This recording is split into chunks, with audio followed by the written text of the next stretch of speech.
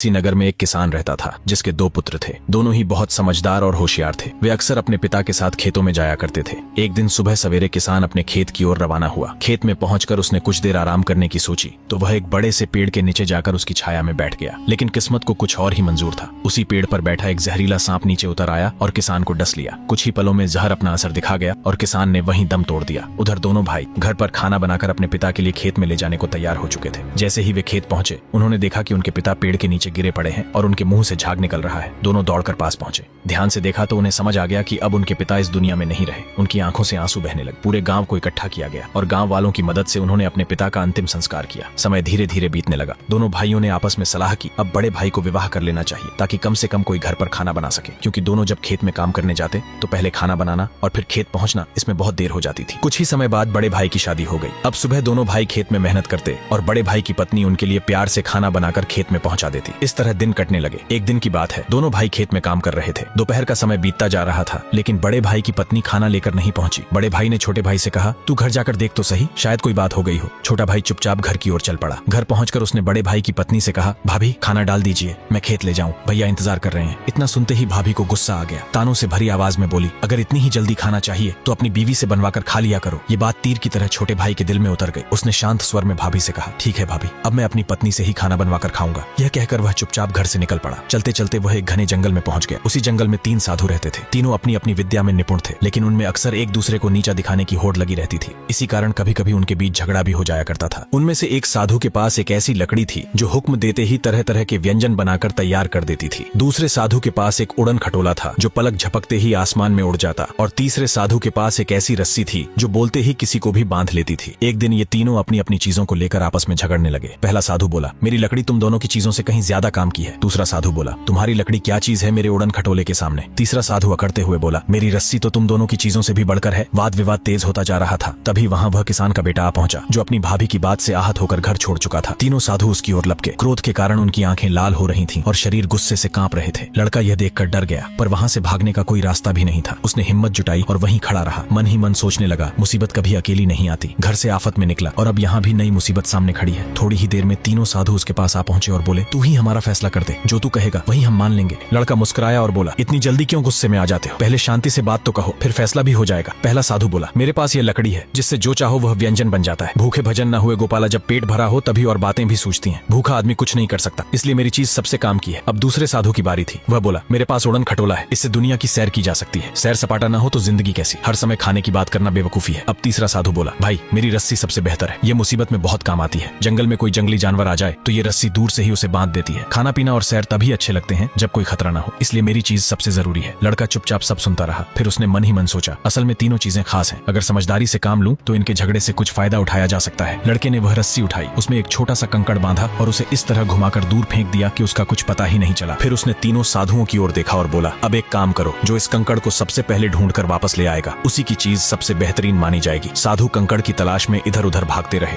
उधर वह लड़का साधुओं की रस्सी और लकड़ी लेकर उड़न खटोले में बैठा और हवा में उड़न छू हो गया। काफी देर बाद जब तीनों साधु कंकड़ खोजते खोजते थक गए तो उन्हें अपनी अपनी चीजें याद आईं और वे उल्टे पांव दौड़ते हुए लौटे। लेकिन जब अपनी जगह पहुंचे तो देखा वहां तो कुछ भी नहीं था। जिन चीजों के लिए आपस में झगड़ा करते रहे थे वही चीजें अब गायब थीं। तीनों सिर पकड़कर बैठ गए और अपनी किस्मत को कोसने लगे। दूसरी तरफ वह लड़का उड़ता हुआ एक भव्य नगर में पहुंचा। खटोले को नीचे उतारकर वह नगर की गलियों में घूमने लगा। घूमते घूमते उसे एक अजीब सी बात पता चली, इस नगर की राजकुमारी किसी पुरुष का चेहरा तक नहीं देखती। यह सुनकर उसके मन में एक अजीब सी जिज्ञासा और आकर्षण पैदा हुआ। उसी पल उसने प्रण लिया, मैं शादी करूंगा तो सिर्फ इसी से। दिन भर तो वह चैन से सोया और जब आधी रात हुई तो चुपचाप उड़न खटोले से राजमहल के पास पहुंचा। महल की पूर्व दिशा की खिड़की खुली हुई थी। वह रस्सी के सहारे राजकुमारी के कमरे में जा पहुंचा। राजकुमारी गहरी नींद में थी। उसने धीरे से अपनी कंबल उतारी और राजकुमारी को ओढ़ा दी और राजकुमारी की कंबल उठाकर खुद ओढ़ ली। सुबह जब राजकुमारी की नींद खुली तो वह चौंक गई। उसने तुरंत दासियां बुलवाई और गुस्से में कहा, इस कंबल को ले जाओ और आग लगा दो। फिर वह राजा के समक्ष पहुंची और राजा को यह बताया कि उसके कमरे में रात को एक चोर ने दस्तक दी थी। उसने अपनी कंबल मुझे ओढ़ा दी और मेरी कंबल खुद ले गया। राजा यह सुनकर गहरी चिंता में डूब गया। फिर उसने एक तरकीब लगाई। उसने सैनिकों से कहकर एक कड़ाह में स्याही भरवाई। फिर उस कड़ाह को पूर्व की खिड़की के नीचे रखवा दिया ताकि जब वह चोर वापस उस खिड़की से आए तो वह इस कड़ाह में गिरे और उसके कपड़े काले हो जाएं और वह पकड़ लिया जाए। लेकिन दूसरी तरफ उस लड़के को राजा की इस चाल का कुछ पता नहीं था। वह दूसरी रात भी बिना डरे राजमहल की खिड़की के पास पहुंच गया और रस्सी से ऊपर चढ़कर जैसे ही खिड़की से उतरा तो वह धड़ाम से स्याही के कड़ाह में जा गिरा।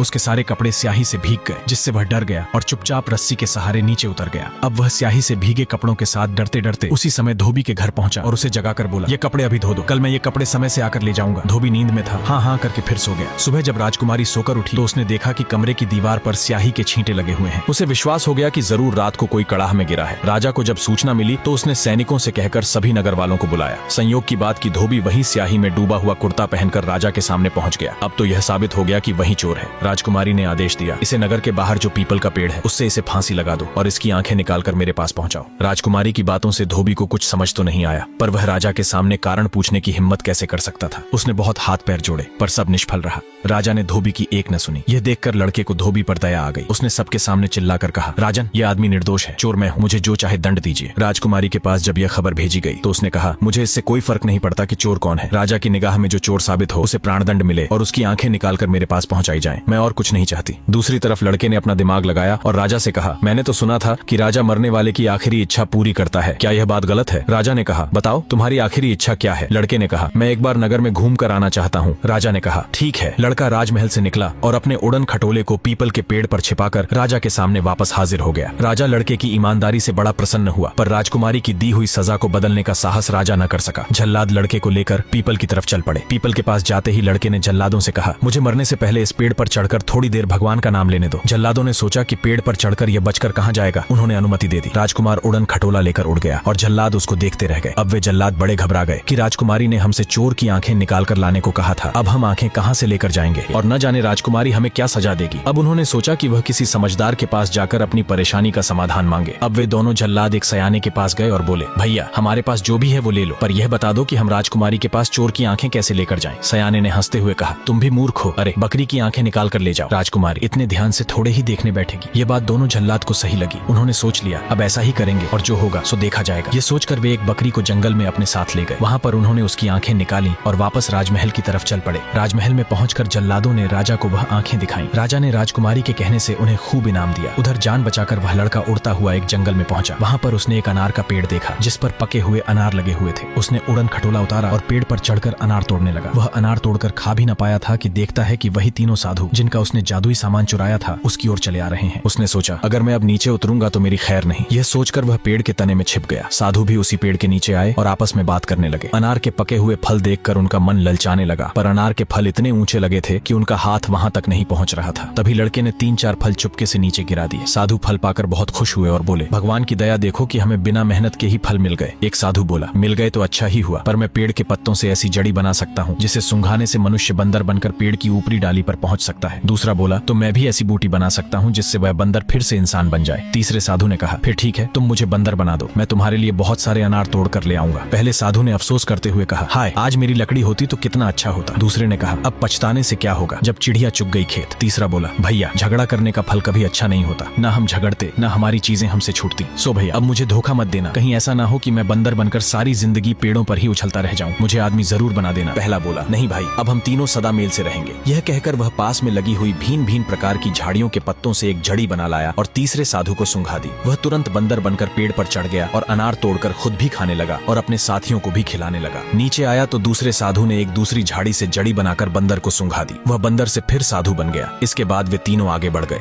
जब वे आंखों से ओझल हो गए तो वह लड़का पेड़ से नीचे आया और उसने दोनों तरह की जड़ी बूटियां तोड़कर अपनी जेब में रख ली। रात को वह चुपचाप पूर्व की खिड़की से उसी राजकुमारी के कमरे में जा पहुंचा और उसे जड़ी सूंघा दी। जड़ी को सूंघते ही राजकुमारी बदरिया बन गई। लड़का उसे उड़न खटोले में बिठाकर जंगल की तरफ उड़ चला। जंगल में पहुंचकर उसने आग जलाई और उसके पास बैठ गया। बंदरिया को उसने थोड़ी दूर पर छोड़ दिया। खो खो करके बंदरिया सो गई। जब लड़के ने देखा कि बंदरिया सो गई है तो फिर उसने दूसरी जड़ी निकाली और उसे सूंघा दी। जड़ी सूंघते ही बंदरिया राजकुमारी बन गई। लड़का यह देखकर वापस आग के पास जाकर बैठ गया। दूसरी तरफ जंगल में चारों ओर शेर दहाड़ रहे थे। राजकुमारी डर के मारे जग पड़ी और चिल्लाने लगी। उसने देखा कि थोड़ी दूर पर आग जल रही है और उसके पास एक नौजवान युवक बैठा हुआ है। यह देख वह उस ओर दौड़ पड़ी। लड़के के पास जाकर उसने कहा, मुझे बचाओ, मुझे इस जंगल में अकेले डर लग रहा है। लड़के ने कहा, राजकुमारी मेरे पास आने की कोशिश मत करो, मैं स्त्रियों का मुंह देखना पाप समझता हूँ। जब राजकुमारी बहुत गिड़गिड़ाई तो लड़के को दया आ गई। उसने कहा, मैं तुम्हें अपने पास तभी रहने दूंगा जब तुम मेरे साथ विवाह करने का वचन दोगी। मरती क्या न करती। बेचारी ने झट से लड़के को विवाह का वचन दे दिया। अब वे दोनों पास बैठकर बातें करने लगे। राजकुमारी ने बातों ही बातों में लड़के से उसकी सारी बातों का भेद ले लिया और जब वह लड़का सो गया तो राजकुमारी उसे सोता छोड़कर उसके उड़न खटोले में बैठकर उड़ गई। जब सुबह सुबह उस लड़के की नींद खुली तो वह राजकुमारी की सारी चालाकी समझ गया, लेकिन उसने राजकुमारी को जादुई जड़ी के बारे में कुछ नहीं बताया था। उसने सोच लिया कि राजकुमारी को मैं उसकी चालाकी की सजा जरूर दूंगा। अब वह उचित समय का इंतजार करने लगा और एक रात मौका पाकर वह फिर राजकुमारी के कमरे में पहुंच गया और राजकुमारी को बंदरिया बनाकर चुपचाप दबे कदमों से वहां से भाग आया। सुबह होते ही सारे नगर में शोर मच गया कि राजकुमारी बंदरिया बन गई है। जो कोई भी उसके पास जाता है वह उसे खों-खों करके काटने दौड़ती है। राजा भी इस बात से बहुत परेशान हो गया और उसने विवश होकर पूरे नगर में यह ढोल पिटवा दिया कि जो कोई भी राजकुमारी को उसके वास्तविक रूप में वापस लाकर देगा उसके साथ राजकुमारी का विवाह कर दिया जाएगा और साथ ही उसे आधा राज्य भी दे दिया जाएगा। लड़का तो उस नगर में था ही, वह एक साधु का वेश बनाकर राजमहल की तरफ चल पड़ा। राजमहल के बाहर सिपाहियों ने उसे रोक लिया और पूछने लगे, तुम कौन हो और अंदर कहाँ जा रहे हो? उसने सिपाहियों से कहा, मैं एक तपस्वी हूँ और मैं 1 मिनट में राजा की लड़की को बंदरिया से फिर राजकुमारी बना सकता हूँ। सिपाही उस ब्राह्मण बने लड़के को राजा के सामने ले गए। लड़के ने कहा, राजन, मैं अपनी विद्या राजकुमारी पर चलाऊंगा, लेकिन उस समय वहाँ कोई भी मौजूद नहीं होना चाहिए। राजा मान गया और लड़के को एकांत में राजकुमारी के पास भेज दिया। लड़के ने सैनिकों से कहकर बबूल के कांटे मंगवाए और उन कांटों पर बंदरिया बनी राजकुमारी को मंगवाकर सुला दिया। बंदरिया और भी जोर से खों-खों करने लगी। उसका सारा शरीर कांटों से भर गया। बंदरिया कांटों से निकल नहीं पा रही थी। लड़के ने उसे जड़ी सूंघा दी। जड़ी को सूंघते ही बंदरिया राजकुमारी बन गई। लड़के ने राजकुमारी को वैसे ही कांटों पर रहने दिया। फिर राजकुमारी के कुछ देर प्रार्थना करने पर लड़के ने कहा, मैं स्त्री को स्पर्श नहीं करता। राजकुमारी यह सुनकर अपने किए पर बहुत लज्जित हुई और उसने लड़के से बार बार माफी मांगी। तब लड़के ने बड़ी मुश्किलों से उसे कांटों से बाहर निकाला और राजा के आगे लेकर पहुंचा। राजा बड़ा प्रसन्न हुआ और राजकुमारी का विवाह उस लड़के के साथ कर दिया और खूब दान दहेज दिया। साथ ही आधा राज्य भी उसे सौंप दिया। लड़का राजकुमारी को लेकर भाभी के पास गया और बोला, भाभी, मैंने घर बसा लिया है, अब तुम्हें मेरी खातिरदारी नहीं करनी पड़ेगी। भाभी बोली, मैंने तो मजाक में कहा था, मुझे क्या मालूम था कि मेरी जरा सी बात तुम्हें इतनी बुरी लग जाएगी। इसके बाद वह लड़का अपनी रानी के साथ अच्छी तरह रहने लगा और अक्सर अपनी पत्नी से मजे में कहता, तुम अब तो उड़न खटोला चुरा कर नहीं भागोगी। राजकुमारी हंसकर कहती, अब तो तुम मुझे बंदरिया नहीं बनाओगे। तो दोस्तों, कैसी लगी आपको यह कहानी? कमेंट में जरूर बताइए और ऐसी ही कहानियां देखने के लिए चैनल को सब्सक्राइब करना ना भूलें।